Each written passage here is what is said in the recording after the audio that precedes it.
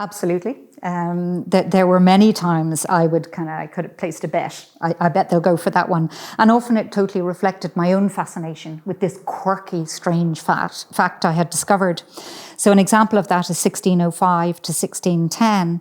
And in that time period, I found out this fact that a boat called the Red Dragon, which belonged to the East India Company, had gone off, departed from the UK, and ended up moored off the coast of Sierra Leone. And they'd had a troupe of actors on board, and they performed Hamlet. So for me, it's just this moment of, okay, I'm in 1607.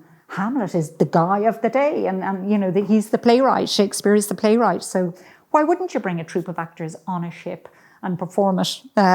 So I loved facts like this. You know, that's not happening nowadays. Okay, you've cruise ships, but this was a business ship. Same page, big stuff. After the turn of the century here, and science is beginning to crack on. So you've got 1610, Galileo constructed a refracting telescope, and he looked through that telescope because before that it had been naked eye astronomy. All the guys are just looking with their eyes and trying to figure out what's going on. The church is saying the earth is the center of the universe. These people are looking up at the sky every night and thinking, not so sure.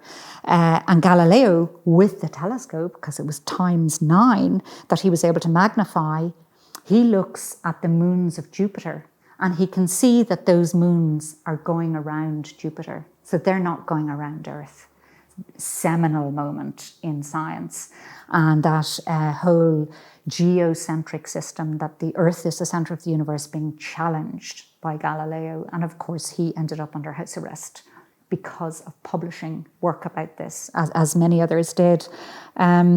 So that's a huge one. And in fact, on the next page, you've got the fact that Galileo in 1610, he showed the Doge of Venice how to use his refracting telescope to see ships approaching from far out at sea. So if you think of the ships coming across, you know, from the Earth, you see the mast first. This is proving the Earth is round, really, or spherical.